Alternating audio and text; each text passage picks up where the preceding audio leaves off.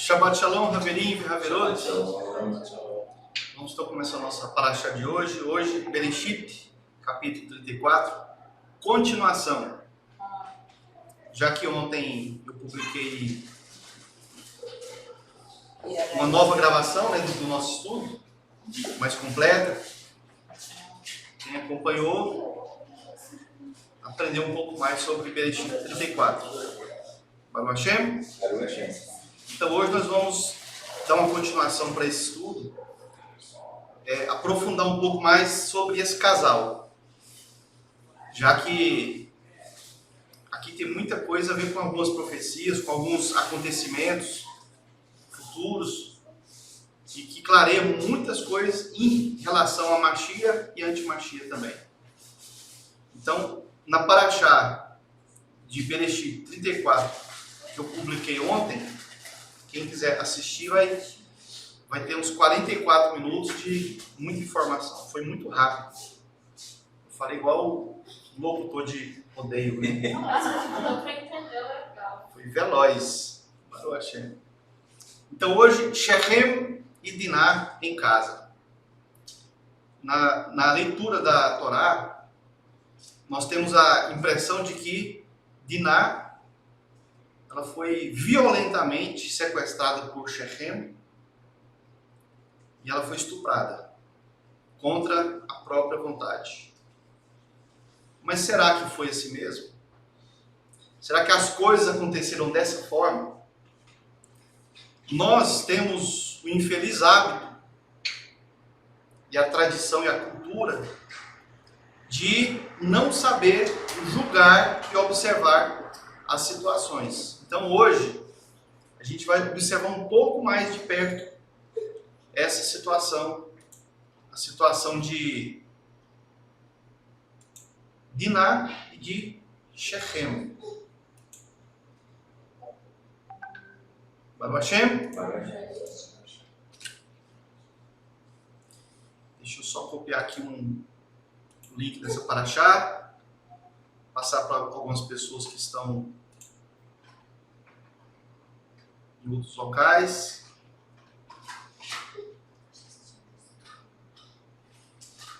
Só um minutinho. Copiar o URL do vídeo. Tem pessoas de outras cidades querendo assistir também. Eu acho que não estão inscritos no nosso canal. A tecnologia é muito boa, nos ajuda muito. Baruch Hashem? Trato cumprido, promessa atendida. Então vamos voltar para a nossa parashá. Shechem e Diná em casa. Então logo após o dito estupro, o casal está em casa. E os irmãos de Diná invadem a cidade e fazem um massacre, matam todo mundo. Shechem ben Hamor, na gematria, a palavra Shechem ben Hamor, Shechem, filho de Hamor, e Hamor quer dizer jumento, e Shechem quer dizer homem. E quando nós pegamos a palavra Shechem ben Hamor em hebraico, Shechem, filho de Hamor, em hebraico, você faz uma gematria, dá 666. De quem que é a gematria do 666? Do anti-Mashiach. No livro de Apocalipse fala, quem tem conhecimento, calcule o número da besta, que é o nome de um homem.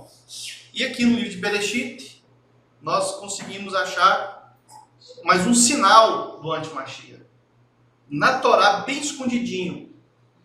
Só que tem que ter conhecimento para calcular o número da besta, que é o nome de um homem.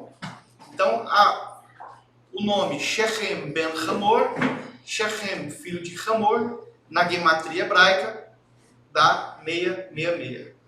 666 tem uma simbologia de besta.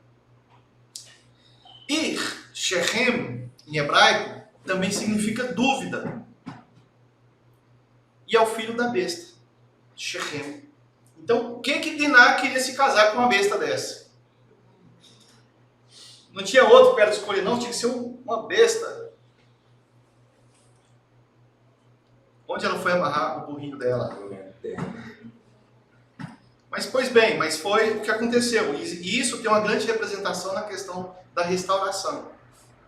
E não é à toa que Mashiach, quando ele entra em Jerusalém, antes de Pêssar, antes dele ser morto, ele entra montado em cima do que mesmo? Um jumento. Então, além de ele ter colocado o jumento debaixo dele, ele também coloca a serpente debaixo dele. Então, esse anti-Mashiach aqui foi derrubado ali, quando o Mashiach entra montado em cima de um jumento. Baruch Hashem? Baruch Hashem. Mas o nosso problema, a nossa questão aqui, é Diná estar casadinha, bonitinha, na casa de Shechem. O casalzinho, os dois pombinhos. Coisa mais linda do mundo. Só no love. Então, Shechem Ben Hamor, que tem gematria 666, representa o reino de Yetzirah. A tendência do mal.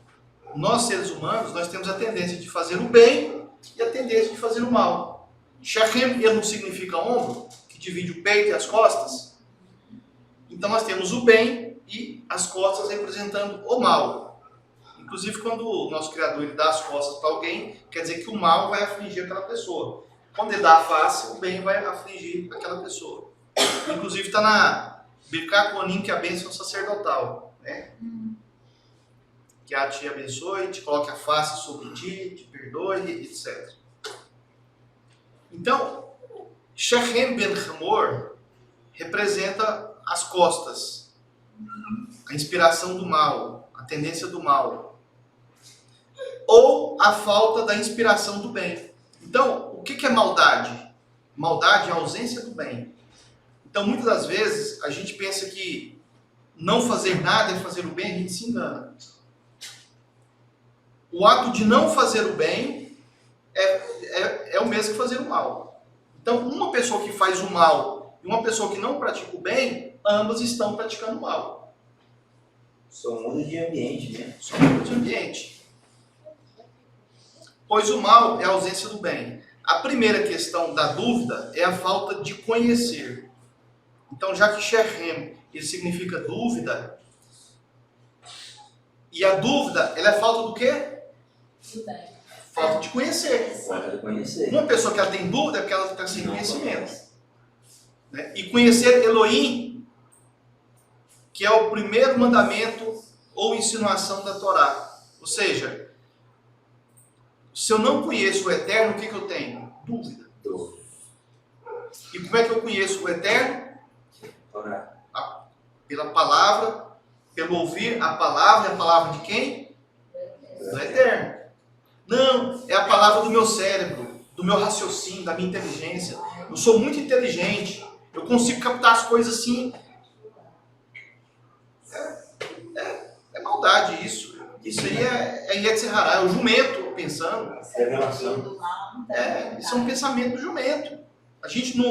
Nós não estudamos que o jumento, ele só faz aquilo que é bom para ele, assim, que ele acha que é bom para ele. Tem gente que só cumpre o mandamento porque acha que aquele mandamento é bom para ele. A hora que as coisas estão tudo ruim, aí o Moré é ruim, a comunidade é ruim, o Criador é ruim, a Torá não serve para nada, tudo é ruim. A hora que está tudo bom, aí muda de opinião de novo. Então, bom ou ruim, o Eterno é sempre bom. Com luta ou sem luta, o Eterno é sempre vitorioso. Sempre. Quem perde, mas está com o Eterno, já venceu, já ganhou. Não tem perca. Não perde nada. É ilusão você achar que você perdeu algo. Baruch Hashem? Baruch Hashem. O massacre do povo de Shechem, o fim dessa geração vem após o estupro. O massacre do povo de Shechem, o fim dessa geração vem após o estupro. E por que é tão importante para nós a gente entender esse acontecimento que a Torá descreve? O fim do povo de Shechem. Por que é importante? Porque Shechem, ele representa uma espécie de falso Mashiach. E o Mashiach que recebe uma noiva em Israel, na Terra Prometida, mas no ambiente de Canaã. Então, o Mashiach em ambiente de Canaã Como é que a noiva vai estar? Pura, bonita? Como que a Ushua nasceu? Como que o povo estava? Estava puro, bonito, cumprindo a Torá, fazendo tudo certinho. Tinha um rei em Israel. Ele seria rei lá em Israel. Estava no pecado. Ou Israel estava todo na idolatria Todo. e dividido o reino. Dividido. É a mesma coisa na época que Abraham chega em Shechem, ele encontra a terra prometida com idolatria. Jacó. Depois que Jacob chega também, a mesma coisa. A mesma coisa, a situação de Diná com Shechem, a noiva. Porque Diná, ela representa todas as tribos de Israel. O julgamento da conclusão das 12 tribos representa a plenitude dos goim, dos gentios. A Melo Hagoim. Baruch Hashem. Então, esse massacre, ele tem uma importância vital, importantíssima no nosso conhecimento. Por isso que eu estou insistindo muito nessa paraxá, que começou no Shabat passado, teve uma versão de 1 hora e alguns minutos. Aí nós encerramos, nós terminamos em secreto aqui com alguns que estavam presentes, algumas informações. Só vocês que tiveram acesso àquelas informações, que são informações muito secretas. E depois gravei uma outra versão da paraxá com outras informações que completam essa continuação de hoje. Então, o massacre do povo de Shechem, o fim dessa geração, vem após o estupro de Diná, a filha de Jacob. Então, quando eles estupram Diná, quando ele recebe ela como esposa, então vem os filhos de Jacob e mata todo mundo. Mata todo mundo. Este conflito ainda estava na memória de Canaã quando Yahushua Ben-Nun atacou e destruiu os cananeus. Então, anos e anos depois disso, muito tempo depois,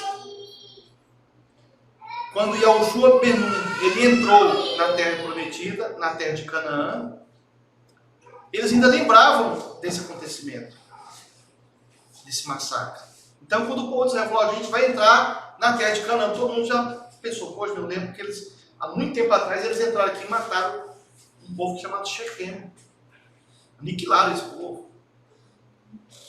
Baruch Hashem? Baruch Hashem. Então, quando Diná tinha 6 anos de idade, Jacob se mudou para Canaã, na cidade de Sucote. Onde é que o Mashiach, qual é a época que o Mashiach nasce? Na época de Sucote. Então, aqui tem uma informação muito quente. Então, quando Diná, filho de Jacob, ela tinha 6 anos de idade, Jacob se mudou para Canaã, na cidade de Sucote. Logo após seu encontro com Esaú, seu irmão. Diná nasceu em Haran, na terra de seu avô Lavã. E com 6 anos de idade, ela mudou para Sucote, que era próximo de Shechem. Então ela mudou com 6 anos. Aproximadamente com 15 anos de idade, ela foi estuprada. Então passou-se 9 anos que ela morava naquela região, eles eram muito bem conhecidos. Isso significa que Shechem, ele não viu ela pela primeira vez e catou ela e estuprou ela, não. Já conhecia. Já se conheciam. Então isso começa a mudar a nossa visão em relação à história. Os dois já se conheciam. 9 anos eles moravam ali perto. O acampamento de Jacó ficava nas proximidades de Shechem, da cidade. Porque tem Shechem, o filho de Hamor, e Shechem também é o nome da cidade. E Diná visitava esse local. Ela visitava as moças cananeias, as quais tinham um costume diferente dos costumes de seu povo, de seu avô Abraão. Então, Diná, ela tinha muita curiosidade de saber como é que eram as festas, as diversões, os barzinhos, as músicas, as roupas, as maquiagens, as novelas, os filmes, como é que eram os rapazes. Então ela tinha essa curiosidade, ela queria saber como é que era essa diversão. Ela queria viver aquilo ali. E ela se deu bem? Mal. Ou ela se deu mal? Deus. Ela se deu mal. É o que acontece com os nossos jovens, né, Carlinhos? Não é o que, né? Não é isso que acontece? Fica vendo no YouTube, né? Eu acho que Diná ficava o dia inteiro lá no YouTube, olhando aqueles canais lá, daquelas, né? E aprendendo aqueles esqueminhas ali, aquelas danças, aquelas roupas, aquelas maquiagens, cabelo e tal. Achando legal o ambiente. Achava legal. O ambiente onde ela morava começou a achar. É. Era muito cansativo, muito enjoado, muito legalista. Tem muita lei. Muita lei, muito mandamento. Então, os costumes cananeus eram diferentes. E Diná visitava esses locais. É o que acontece nos dias de hoje com os nossos filhos. Até que um dia, Shechem, o filho de Hamor, ele deu uma olhadinha assim com mais 43, né? Olhar 43, e ele viu Diná. E ele sequestrou e a estuprou. Mas depois se apaixonou por ela, que passou a viver na casa dele, até que Shimeon e Levi, os dois cunhados brabo esse daqui, né? Decidiram vingar sua irmã. E os caras foram ficando meio zangados, meio chateados com aquela situação ali. E foi lá e matou todo mundo. Na mente deles era vingar a situação que Diná se encontrava. Baruch Hashem? Propuseram então, isso era uma proposta, né? Já que Shechem e o pai dele, Hamor, eles se propuseram a fazer alguma coisa para reparar a vergonha e para fazer um casamento, e autorizando que as mulheres de Shechem pudessem casar com os de Israel. Ia ter uma mistura de povos e raças e culturas e uma assimilação, né? Então, dentro dessa proposta que Shechem e Hamor fez para Yaakov e seus filhos, de dar um pagamento pela moça, já que não tinha pago, foi free, foi um namoro free, grátis, e tinha havido um estupro. Então, já que teve um estupro, então tudo bem, vocês querem mesmo quer casar com a sua irmã, então tudo bem. Então vai ter que fazer uma circuncisão em vocês, vai ter que fazer a Brit Milá. E eles concordaram e todo o povo foi circuncidado. Então eles propuseram e convenceram que o povo de Shechem fizesse a circuncisão em troca da honra de Diná para que fosse aceito o casamento.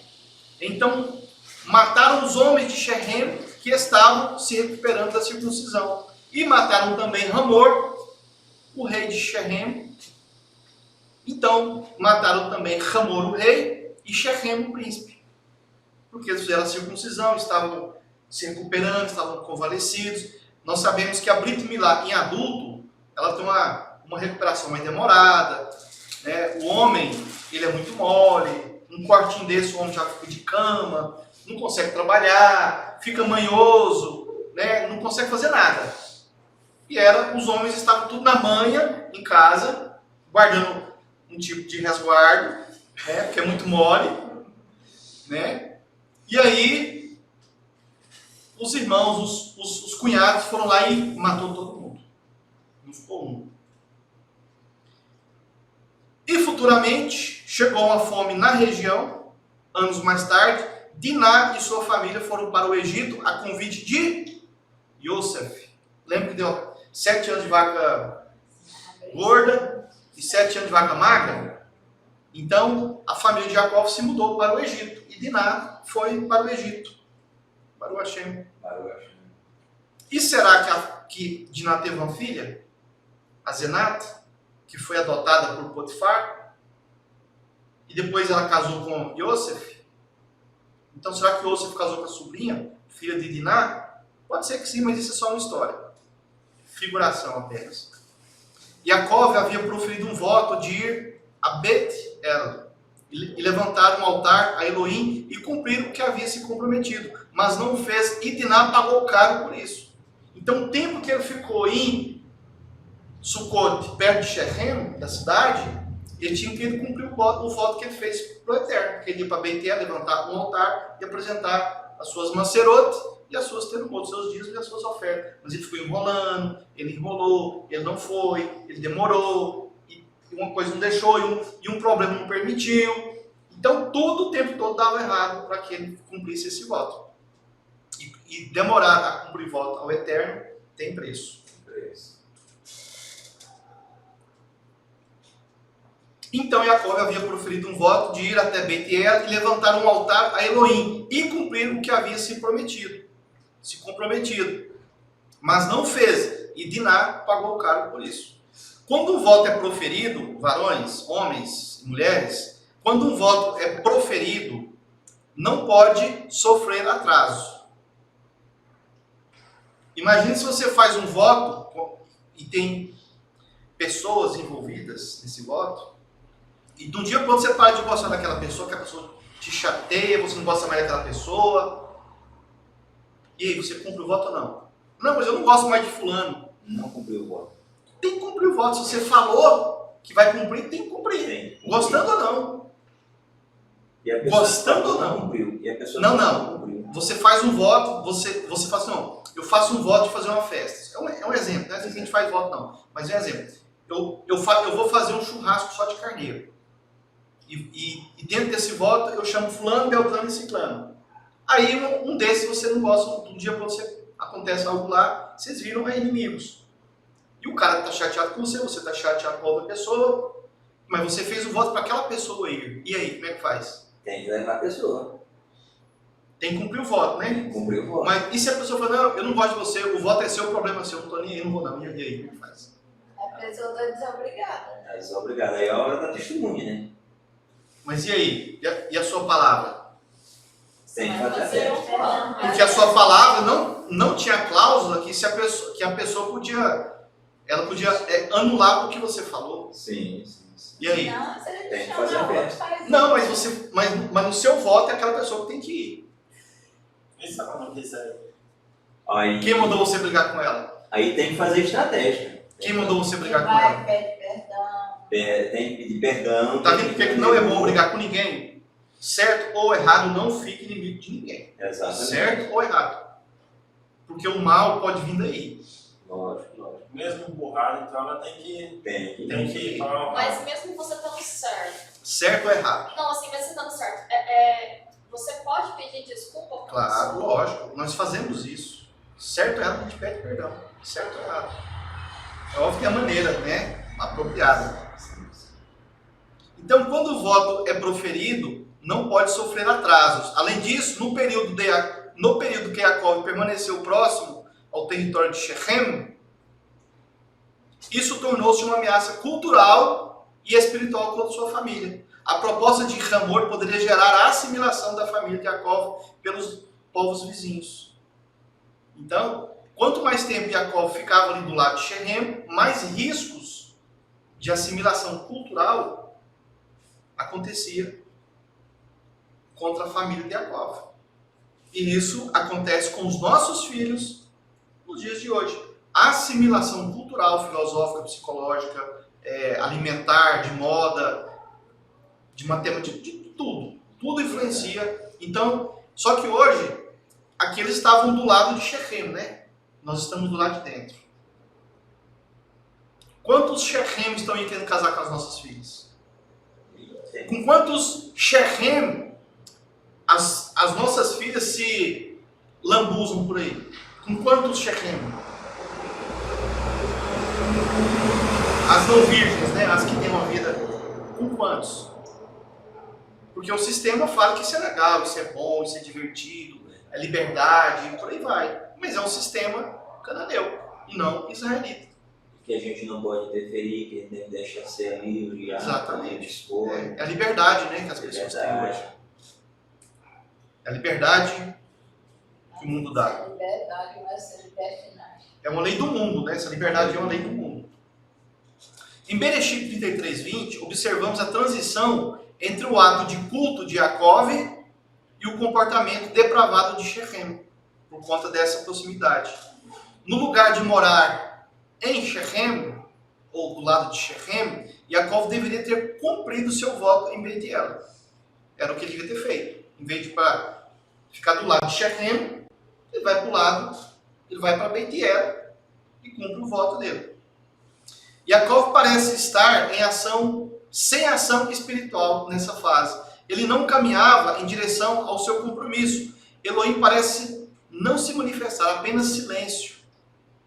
A liderança de Jacó nesse momento parece ter estacionado em Shechem, um lugar de idolatria. Jacó estava quieto, sem fazer nada. Não tomava providência nenhuma, não tomava decisão nenhuma, deixava as coisas rolar, acontecer, e a família dele só indo pro buraco. Só sendo influenciado por aquele povo. Isso aqui já em Bereshit 35, capítulo 1, Bereshit capítulo 35, do verso 1 ao 5.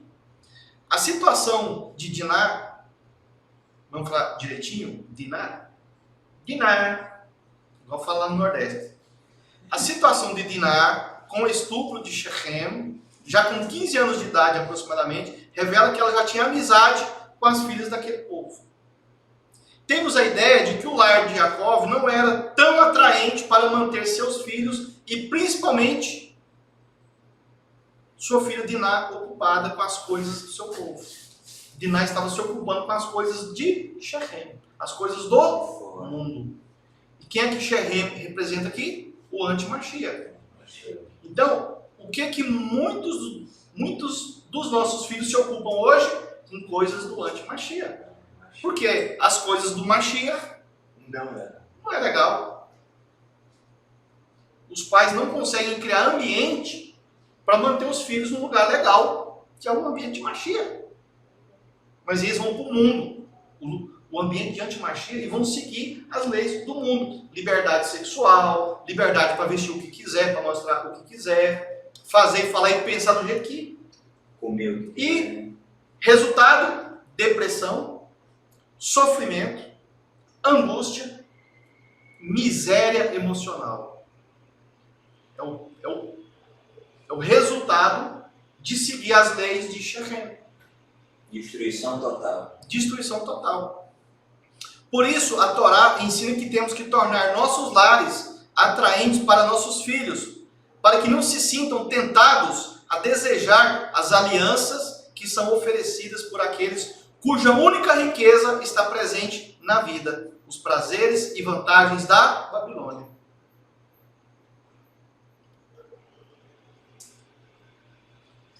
E pegando aqui um pouquinho sobre a história de Ruth, quem lembra da história de Ruth? Casada com um israelita, ela era uma sacerdotisa de outro povo, casou com um israelita, fez techuvá, se converteu, e depois ela ficou viúva, e a sogra falou, vai para o seu povo que eu vou para o meu, eu volto para Israel, e você volta para o seu povo. Ela, não, vocês são meu povo, olha que maravilha. Eu não quero ficar no mundo, eu não quero o mundo de Shechem, eu não quero os prazeres de Shechem, eu não quero as coisas legaisinhas de Shechem, eu quero Israel. Enquanto Ruth queria ir para Israel, Diná queria ir para Shechem. Quem foi mais feliz no final das contas? Ruth. Ruth foi muito mais feliz. Mas sabe o que aconteceu com Ruth quando ela chega em Israel? Nossas Ruths não sairão dos nossos campos. Onde é que Ruth trabalhava? No campo. Nossas Ruths não sairão dos nossos campos se, por acaso, deixarmos cair mais espigas para elas recolherem. Olha a filosofia, a profundidade do nosso Midrash. O que nós temos que fazer com as nossas Ruths, com as nossas filhas? Deixar mais espigas. Deixar cair mais espigas, não para escolher. Olha a profundidade disso aqui. Olha a profundidade disso aqui. Baruch Hashem. Shechem ben Hamor estuprou Diná e desejou então se casar com ela. Esse acontecimento exigiu negociações, pois a moça não era de qualquer família. A conversa da família do rapaz exigiu muito planejamento na tentativa de convencer os irmãos e o pai. Ou seja, primeiro ele vai lá, estupra, aí depois ele, se ele gostar, ele quer fazer um casamento. É assim que a gente faz? Não. É assim que as israelitas se comportam? Primeiro primeiro faz o test drive. Se o test drive for bom, aí vai casar. É o que ele fez. Ele quis fazer um test drive. Se gostou, então vamos continuar. Mas não é assim que nós fazemos. Ainda mais porque o texto deixa bem claro que Diná não consentiu nessa relação. Ela não aprovou, ela não autorizou essa relação. Da parte dela, não podia ter feito isso. Então, pelo fato dela não ter consentido essa relação, é considerado um estupro. A palavra usada para estupro, possuiu, ela também é usada em outros lugares, como em Samuel, bem 2 Samuel, capítulo 13, verso 12, 14, 22 e 32, e significa forçar. Então, quando Hamor, ele possuiu Diná, a palavra possuir, ela tem um significado de forçar, ele forçou ela. Ou seja, a virgindade dela não foi doada, não foi comprada, não foi por amor, não foi por aliança de casamento, foi forçada. Então a Torá considera, de uma certa maneira, um estupro. Porque mesmo ela estando naquela nação estrangeira, com as culturas, ela tentou preservar a sua virgindade. Será que ela gostou dele ou não? Aí é outra história. Aqui, a história de Shechem e Diná é a história de maior paixão e amor que tem em toda a Escritura. Tirando o amor do Eterno por Israel. A história de Shechem com Diná é comparada com o amor do Eterno com o povo de Israel.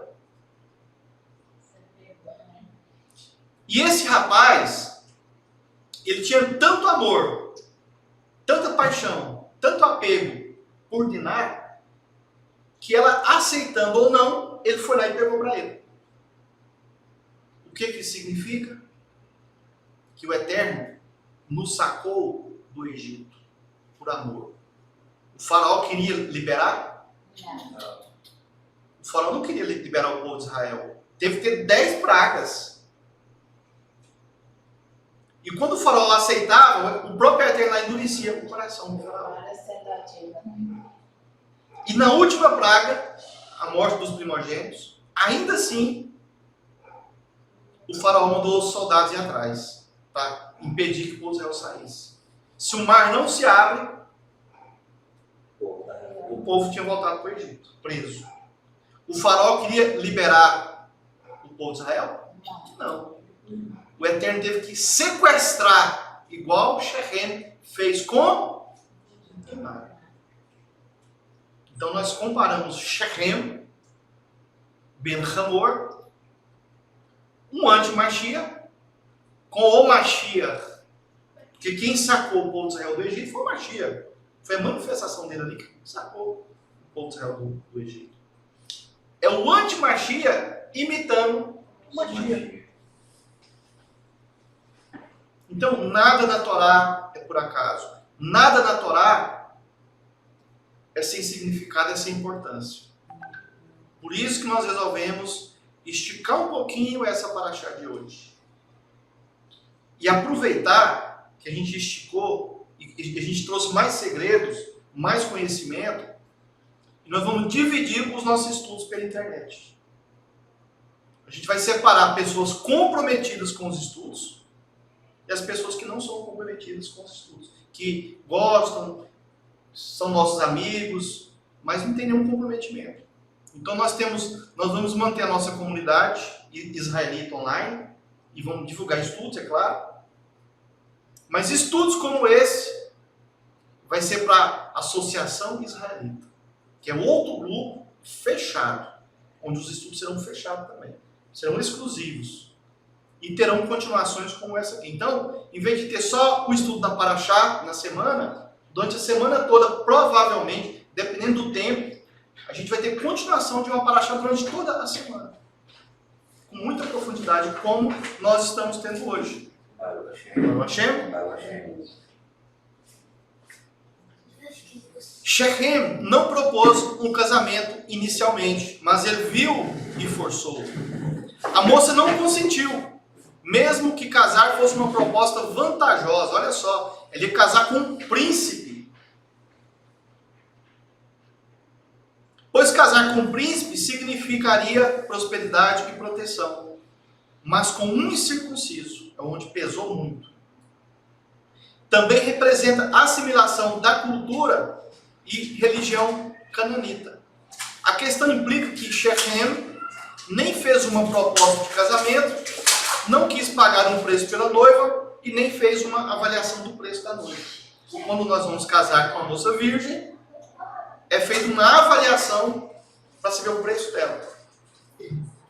E aí depois que o preço é pago, hoje no mínimo, algo em torno de 50 mil reais por uma noiva, daí para cima. Então quem quer ter muitas esposas, haja dinheiro, haja prata. Então Shechem ele não passou por esse processo. Ele simplesmente foi lá e Catou. Como é que o Eterno fez lá no Egito? Catou. Catou também, se apossou e levou. Então a história de Shechem é muito parecida com a história do Eterno tirar o povo do Egito.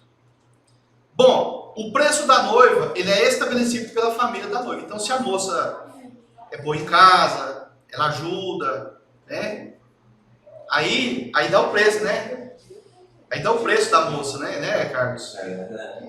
Então, tem umas que trocam por um camelo, por um Fusca, uma mobilete. É muito bom. Quando é assim, Não é muito boa. é porque a avaliação não está muito boa, Não é né? muito boa. Mas tem que ser de 50 mil para cima. Baruch Hashem. Moça que quiser ser cara tem que Tem que mostrar serviço. Tem que mostrar serviço. Passa sempre nas casernas. Baruch Hashem. Diná foi violada? Será que a palavra estupro ou violada, ela é a palavra mais adequada para a gente aplicar em Diná? Mas o que significa mesmo ela ter sido violada? Bom, a história de Diná revela algo muito profundo quando observamos o uso desse termo nas Escrituras.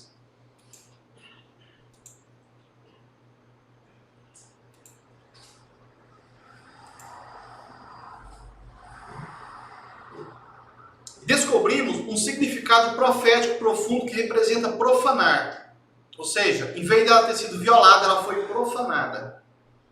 É usada para descrever a corrupção e profanação do templo. O templo de Jerusalém, o tabernáculo. Então, uma virgem, ela sendo violada, uma virgem israelita sendo violada, é o mesmo que uma profanação do templo. Olha o quanto isso é grave. Olha o preço que vale uma virgindade. O preço que vale uma princesa de Israel. Muito caro. E Shechem simplesmente foi lá e se apossou. Na cultura israelita, uma mulher, ela traz o mesmo sentimento de expressão, traz o mesmo sentimento que expressa violação da honra feminina, a profanação ou deturpação do Kadosh HaKadoshim, intencionalmente, enganosamente e desonestamente, a maneira que os povos fazem ao templo de Jerusalém. A mesma palavra também é usada quando Yaakov negocia a bênção da primogenitura de Esav, Bereshit 27, verso 35, e também de acordo com o sogro de Yaakov, Lavan, Bereshit 29, 25. A mesma palavra, violar, ela é usada quando Yaakov negocia a bênção da primogenitura. Então, quando ele negociou, ele violou o direito de Yaakov, é a mesma palavra. Então, isso significa o quê? Que em negócios pode haver profanação. Então, quando nós vamos negociar, eu falo no mundo comum, dependendo da maneira que o negócio é feito, aquilo é uma violação. Então, é uma transgressão da Torá. O nosso negócio não pode ser com a balança enganosa. Tem que ser justo. Para um lado e para o outro. Se for enganoso, não serve. Então, quando Yaakov ele compra a bênção da primogenitura, ele violou Esav e Lavano violou Yaakov toda vez que ele negociava as crias, né? Toda vez que Yaakov estava prosperando, ele ia lá e mudava aquela negociação que eles faziam ali. O que diferenciava a família de Yaakov e os Hivitas, a terra de Shechem, era a relação com Elohim, advindas da aliança e o sinal da aliança que é a Brit Milá. Então, o que diferenciava nesse casamento de Diná e Yaakov e Shechem, fazendo uma comparação com a família de Yaakov e os Hivitas, era a relação com Elohim por causa da aliança e o sinal da aliança. Uma coisa é você ter aliança com o Eterno, e outra coisa é você ter aliança e ter o sinal. E qual que é o sinal da aliança? A Brit Milá. Então, a família de Yaakov tinha o sinal da aliança e a aliança. E os Hivitas, o povo de Shechem, não tinha nenhuma e nem outra. Nem a circuncisão e nem a aliança. Então foi o que os irmãos de Diná propuseram. Então, vocês vão ter o sinal da aliança. Mas será que aquilo lhe representaria que eles seriam a aliança? Não. Eu tive até questionando em casa, a gente estudando, e aonde eu olhei na hora que eles matam os mais velhos, sequestram os mais novos. Aí eles aqui tem um segredo muito bem escondido aqui nessa paracá. Porque os mais novos têm mais chance de seguir o Eterno. E os mais velhos já estavam naquele costume. Será que realmente algum deles que ia fazer essa aliança, será que não ia? Era trazer a família de Yaakov todinha para a cultura deles.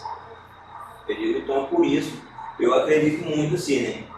Que esses dois moços olharam essa situação e tiveram coragem de tomar atitude. E a outra segunda situação que eu vejo é que quando eles conversando, a gente vê que está tendo uma pequena negociação, né, onde eles digam assim, e tratou nossa irmã como uma prostituta, né? Profanou ela. Profanou ela. Então a gente vê que algumas paraxá, para trás, a gente vê o significado de uma prostituta. Ele tratou ela como uma mulher sem alma, como um animal.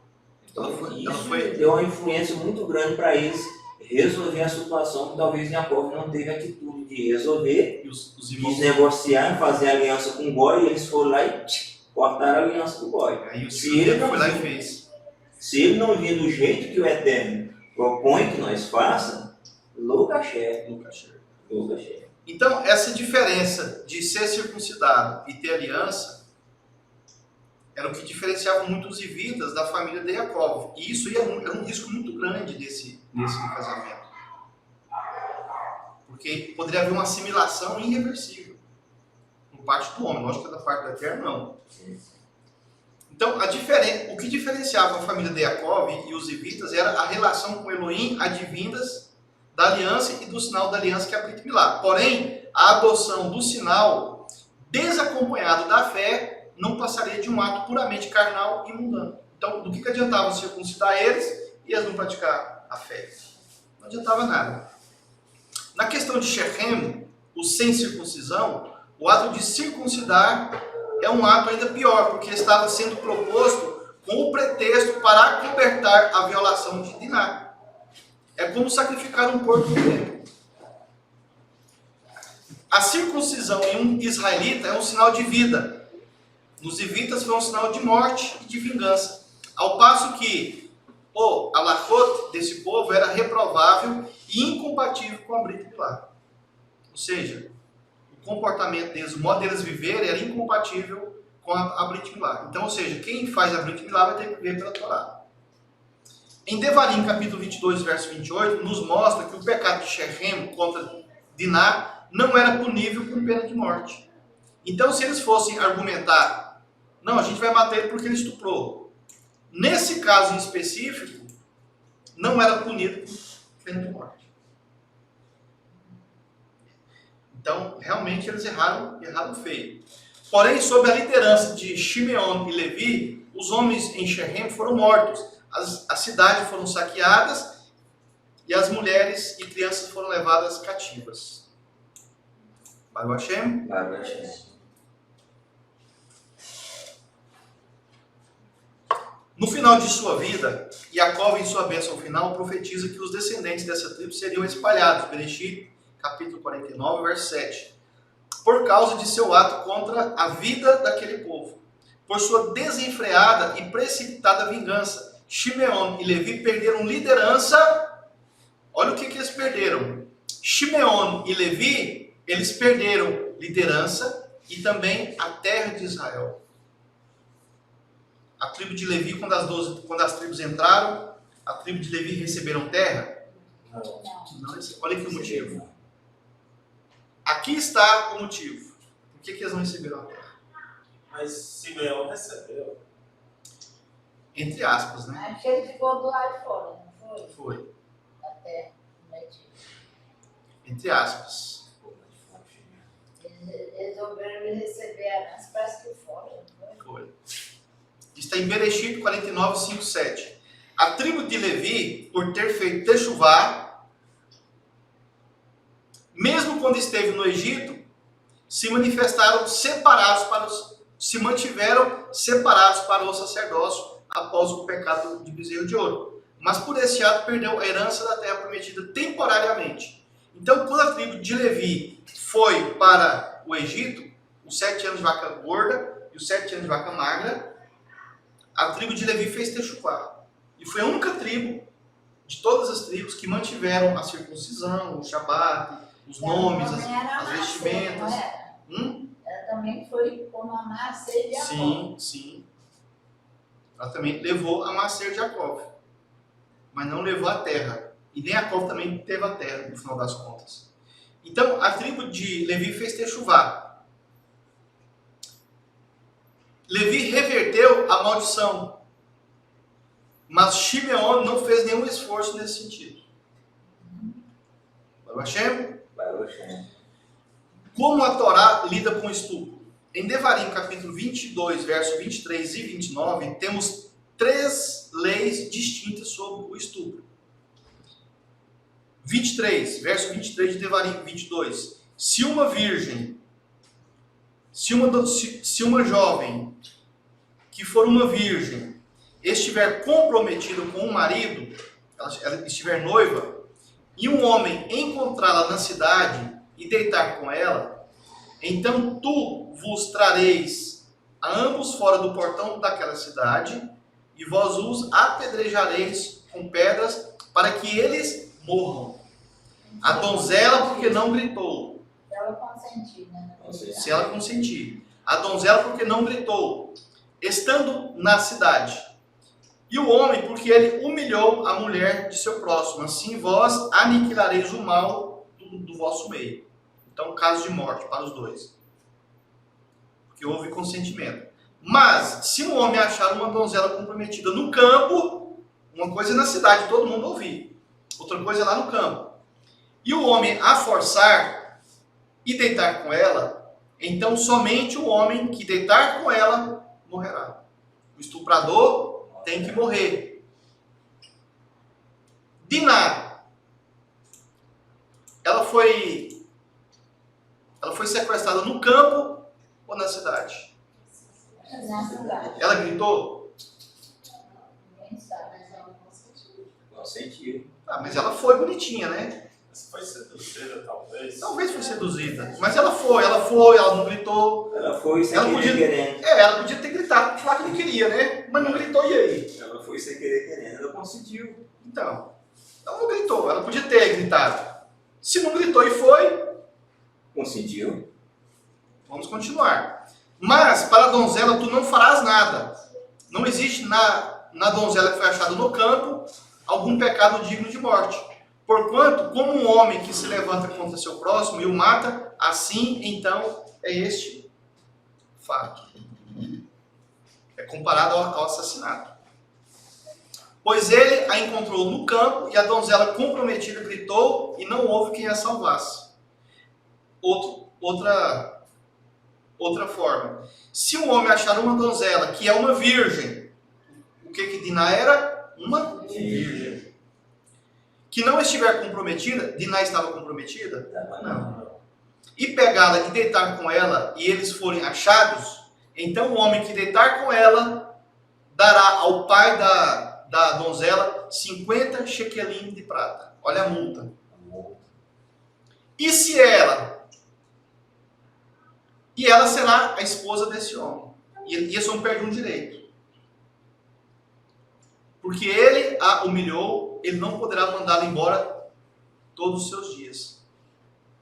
Ele não poderá, ele não tem direito ele não tem o direito de se divorciar dela. Ele perde esse direito. O homem que compra, que vai lá, que negocia, que fica noivo, faz tudo bonitinho e paga o preço, esse tem o direito de pedir divórcio caso ele não goste ou caso ele tenha algum ato vergonhoso contra ele. Mas nesse caso aqui, nunca mais na vida vai poder O que divorciar faz dela. você fala não goste? Se ela quebrar uma xícara da casa dele, ele pode pedir o divórcio. E quanto é que custa 50 shekelim de prata? 50 reais. 53 mil. É isso mesmo? 53.671,14 centavos. Olha, 50 shekelim de prata vezes 11,42 gramas dá 571 gramas de prata. Cada moeda ela tem 11,42 gramas. São 50 moedas, dá 571 gramas.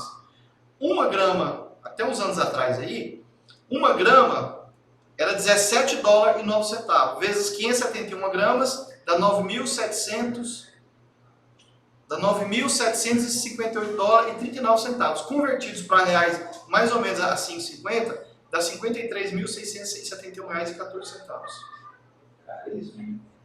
É o preço de uma circuncisão. Então, uma circuncisão hoje, se fosse você pagar uma reta, fazer uma circuncisão, seria 50 shekelim. No caso, nós nem pagamos, só dá um quadrado, né? Esse é o preço da circuncisão, é o preço de uma virgindade. Porque como que é feita a circuncisão na mulher? É quando o ímen quem é que faz isso é o marido. Mas só que o marido, no caso, tem que pagar para a família dela. E nós, os homens, pagam para o morrelo. Baruch Hashem? Então, no caso dele aí, ele pagaria a moça, levaria e nunca mais mandaria ela embora por nada. Por nada. Sem divórcio. Sem divórcio. Mas ele fez isso? Fez não. E ele tentou ser grátis, né? Deve ser Vamos lá fazer um acordo com a família, a gente não vai pagar nada mesmo, já estuprou, já aconteceu, já violentou, já não... Ele tentou fazer tudo grátis. É onde ele errou muito. Devarim 22, do 28 ao 29, é contestado por alguns estudiosos. Será que Diná foi mesmo estuprada? O texto deixa claro que Diná, há alguns anos, andava entre as filhas dos canaanitas. O ato de Shechem e Diná está muito além de um estupro no sentido violento da palavra. Parece que o que ele fez foi tomar Diná à força para ser sua esposa e para tentar escapar de pagar o dote. Mas o que a Torá está chamando de violência? Não é a força do sexo. Aqui não está falando de força sexual para estupro. Aqui está falando de profanação. Da violência de se profanar. Por causa que ela não podia, né, com ele. Ela foi forçada. Ela não podia ter aceitado. Ele Né? não tinha aliança com o criador. Não tinha uma aliança com ela. Então ele não podia ter o ato sexual com ela. Então o que é a violência que a Torá está tentando nos ensinar? Não é a força de pegar e de segurar e fazer aquele estupro carnal. A Torá fala que ele amou ela e depois ele falou amavelmente com ela. Será que não houve ali umas preliminares, um aquecimento, uma dança do acasalamento antecipada? Sim. E ela fez porque ela estava gostando? Sim. E ele apaixonou dela? E ela até ficou na casa com ele depois disso. Então, a violência que a Torá está falando aqui é tirar a virgindade de forma errada. Isso é violento, é muito mais violento que o estupro propriamente dito. É isso que a Torá está tentando nos dizer. Ainda mais que um circunciso. Ainda mais por um incircunciso. Não foi a forma, E de um israelita, né? não foi por ele ter feito, mas sim a forma do que ele fez. A forma né? que ele fez. Ele fez. É como se estivesse profanando o próprio templo. Sacrificando carne de porco lá no Kadosh HaKadoshim, no Santo do Santo. Esse é o problema. Profano. Então, o ato sexual ilícito pela Torá, ele é como se profanasse o Beit HaMikdash, o tabernáculo, o templo. É a mesma coisa. Então, o ato sexual não pode ser ilícito, tem que ser lícito. Isso. O pai tem que saber, a mãe tem que saber, o jovem, o noivo foi lá e pediu e pagou e casou. Nada de ficar. Nada de ficar. É descendente de Shem. Ainda mais descendente de Shechem. Isso aqui, irmão, nós estamos tratando de uma moça virgem. O tratamento para uma mulher não virgem é outra história. E as leis são outras leis. Então, por exemplo, se Diná, ela não fosse virgem, não tinha nada desse problema aqui. Nada. Não tinha nada disso aqui. Aqui fala de uma moça virgem. Então, a forma que o homem se relaciona com a mulher não virgem e as leis são outras formas. Então, nós não podemos, por exemplo, usar isso aqui para julgar um homem com uma mulher não virgem. As leis são outras. Então, se alguém julgar um homem que teve relação com uma mulher não virgem, como se julgasse Shechem condenar, esse juiz é um pecador.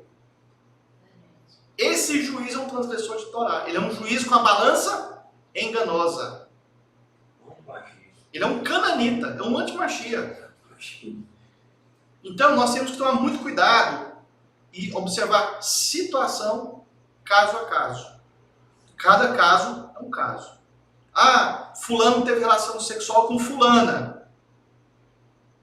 Se você julgar, igual está aqui, a fulana não sendo virgem, aí você está sendo um transgressor da Torá. Está sendo um cananeu. E está sendo um acusador. E está sendo um opositor. E o que a Torá fala que é opositor em hebraico? Ha-Satã. Ha-Satã. Ou você julga como israelita, ou você julga como cananeu. Aí fica a critério. Cada um erra aquilo que é. Baruch Hashem. Mas Shechem, ele queria escapar do dote. Ele queria sair fora do dote. Free, grátis. Mulher grátis. Outros casos, além de Bereshit 34, Bamidbar 31, do 15 ao 18, Devarim 21, 10 ao 14, Juízes 19, 22 ao 26, Shamuel Beit 13, do 1 ao 14, trazem discussão sobre esse tema. Depois a gente pode até aprofundar um pouco mais sobre isso aqui. Mas será que tomar uma mulher para ser esposa é transgressão da Torá? Afinal de contas, Shechem, ele não queria tomar ela por esposa? Mas é porque ele fez do jeito errado. Ele fez do jeito errado. Ele era incircunciso, ele não era israelita. E é proibido casar um israelita com um? Pode fazer. Não pode. Aí para ele não ter feito errado, só se fosse um caso que ele tivesse se convertido Antes. aí para depois ele tomar a moça. Aí E pagar o dote, ser aprovado pela ser família, aprovado pela família. fazer a casa. Aí ele estava correto. Casa, vinho, mulher. É assim que ela fala. Primeiro a casa, depois o vinho, depois a mulher. O caminho é esse. Estudamos em Bereshit 34 que Diná foi sequestrada por Shechem. Geralmente essa passagem é interpretada por estupro, mas lá diz que ela foi violada. No sentido de profanação e não de violência. Logo depois o texto diz que ele falou amavelmente com ela e ele a amou. Em Bamidbar 31, do verso 15 ao 18, Moshe ataca os midianitas, mata todos os homens, inclusive os meninos e as mulheres não virgens, mas as mulheres virgens, os israelitas poderiam salvar para si mesmos. Devarim, capítulo 21, do verso 10 ao 14. Traz lei sobre se casar com mulher cativa. Bom, a questão é a seguinte. Shechem, ele não pode pegar uma mulher israelita e tornar cativa para ele. Virgem. Mas o israelita, Pode. ele pode. Ele pode ir nas outras nações e pegar uma virgem e ficar com ela como esposa. Agora, naquele caso, ele só podia levar se fosse um filho que não tivesse sangue daquelas nações, né? Exatamente. O inverso pode. Mas o estrangeiro não pode pegar uma mulher. Isso de forma alguma. Ainda em Bereshit 34, no princípio, no próprio texto da Torá, a relação de Shechem com Diná traz a ideia de uma coisa que não deve ser feito. O que Shechem fez é algo que não deve ser feito. O próprio texto traz uma ideia predatória. Ele a viu, a sequestrou, deitou-se com ela e a afligiu de corpo e alma. O texto, de alguma forma, não condena Shechem pelo comportamento predatório sem lei contra Diná. O texto não está fazendo isso com ele, não está condenando ele pelo comportamento dele. Além disso, no verso 3 de Bereshit 34, temos os 3 atributos de linguagens do amor de Shechem, comparando ao amor de Elohim para com os filhos de Israel. Bereshit 34, 3. Quais são esses 3 sinais? E o ser dele apegou-se a Diná, a filha de Jacó. E ele amou a moça e falou amavelmente com a moça. E o Eterno se apegou com Israel, os filhos de Jacó, e amou Israel e falou amavelmente com Israel. É a mesma história. Combinação total. Combinação total. O caráter dele também não é repelido simplesmente como mal. Pois depois ele tenta falar a linguagem comercial de Jacó e seus filhos. Depois ele tenta negociar. Quem estudou Bereshit 34, que eu postei ontem, vai entender o que é uma linguagem comercial de Jacó. Segundo a Torá, porque Jacó, em certos momentos, ele é chamado de Hassatã. Porque ele usa balança enganosa, principalmente quando ele vai tratar da bênção da primogenitura com Esav. E ele engana o próprio pai, coloca pelo na mão, tenta fingir a voz, mas o pai fala, a voz é de Jacó, mas a mão é de Esav. Balança enganosa. Quem usa balança é enganosa? Hassatã. Um estudante de Torá recebe uma tensão desagradável sobre as justificativas de uma paraxá como esta. Não é surpreendente? A gente agora está estudando ela mais a fundo, a história de Shechem, o estuprador, e agora a gente entende que ele não estuprou, que ele não violentou ela. Então, um estudante de Torá recebe uma tensão desagradável sobre as justificativas de uma paraxá como esta, principalmente as mulheres. Justificadamente recebe fortes emoções de indignação e raiva. Poxa, o cara forçou, o cara estuprou. As mulheres ficam. Ao mesmo tempo, somos levados a criticar a vingança dos irmãos de Diná em relação às leis da Torá. Na verdade, temos aqui conflitos no ponto de vista a respeito das mulheres. Elohim, por exemplo, obrigou o faraó a libertar sua noiva. Praticamente Israel saiu fugindo do Egito com Elohim. Não foi isso que aconteceu? Ou o faraó colocou um tapete vermelho, pôs musiquinha para ele sair? Naquele momento ele liberou porque ele estava virado. Perdeu o filho, né? Ele pegou e O filho primogênito.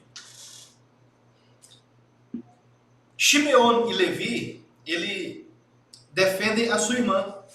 Porém, nessa ação, eles não hesitam em capturar outras mulheres.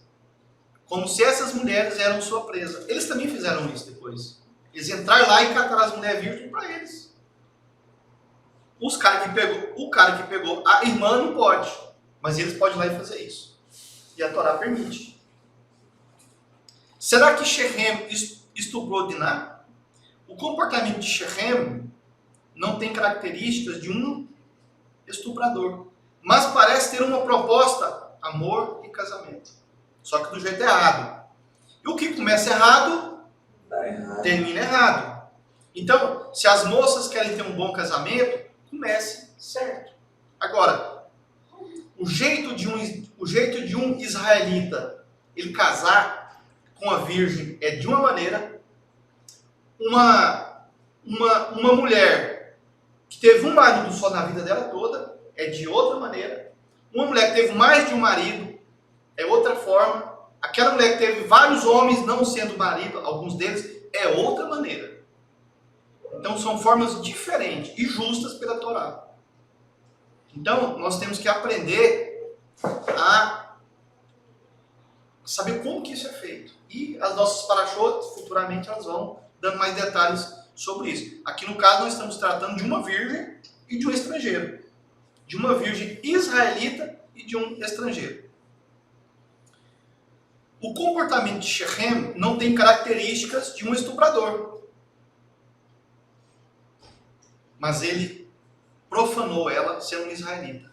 Isso é muito violento. Isso não podia. Mas parece ter uma proposta amor e casamento. Entre o verso 1 e 3 de Bereshit 34, encontramos os verbos amor e desonra juntos. Tendo o mesmo homem como seu assunto e a mesma mulher como seu objeto. Alguém desonra por amor? Sim ou não? Sim. Claro que sim. Fazendo as coisas com amor, só que do jeito errado. Ah não, mas eu fiz com amor. Foi do jeito certo ou do jeito errado? Foi do jeito certo, errado. Tem que ser do jeito certo. Se for do jeito errado, vai dar problema. Alguém desonra por amor? Não. Mas essa não é a única resposta. Essa é a resposta desse caso, dessa situação. Em outros casos, se a gente perguntar, alguém desonra por amor? Sim. Mas será que Shechem, ele desonrou por amor? Sim ou não? Sim e não. Essa é a resposta. Sim e não. Mas e na ótica dos irmãos que depois matou todo mundo? O que valeu? O sim ou não? Não. Porém, Shechem deu brecha. Ele deu brecha. Agindo na ilegalidade. Ou seja, se for para agir com Israel, o Mashiach de Israel, ele vai agir com ilegalidade, como Shechem, o verdadeiro Mashiach. O 666, o falso Mashiach, ele vai agir com ilegalidade. Que seja por amor, mas sem honra. O verdadeiro Mashiach, ele vai agir com honra. Ele vai tratar a virgem, ele vai pagar o preço pela virgem. 50 moedas de prata. E 50, o número 50 também é a gematria de Dami. Dam é sangue, Dami seu sangue. 50 é a gematria de Dami. Seu sangue. O Mashiach pagou um preço com o quê? Com sangue. 50 moedas de prata. Ele pagou. Ele pagou a multa. O Eterno não tirou o povo de Israel à força do Egito. Não é a mesma coisa de um homem encontra uma virgem que não é comprometida. Então ele vai lá e deita com ela e força ela. E aí as pessoas ficam sabendo, o pai dela fica sabendo, aí eles obrigam os dois a se casar. Sem direito a divórcio. E eles têm que pagar 50 moedas de prata, 50 shekelim. E o Mashiach, e 50 shekelim, os 50 sangue. O Mashiach pagou 50 shekelim? Pagou? Então, a retirada do povo do Egito à força, achou a moça no campo e se deitou com ela, não foi pago pelo sangue do próprio Mashiach? Então, o Eterno não legalizou isso? Legalizou. A preço de quê? 50 shekelim, 50 moedas de prata. Preço de sangue. Baruch Hashem? Shechem, na ilegalidade, é o exemplo do falso marido. E falso marido também representa as religiões, as filosofias, as culturas, tudo aquilo que desvia da Torá. É o falso marido, é o Baal. Aquele que adquire a mulher sem pagar nada. E o Mashiach pagou o preço de sangue. Shechem queria pagar alguma coisa ou queria free? Queria free, queria grátis. É claro que estamos falando de virgem, mas a não virgem também tem o preço da legalidade, conforme a hierarquia espiritual da Torá. Então aqui nós temos, bem superficialmente, esposa, concubina, serva, prostituta e amante. São os 5 tipos de mulheres em que o homem se relaciona na Escritura. E tem uma pior ainda, que é Jezabel, que é a prostituta e amante, serva e concubina e esposa cultual. Então, esposa, ela é virgem e nunca traiu o marido, o noivo paga o preço. Então, é assim.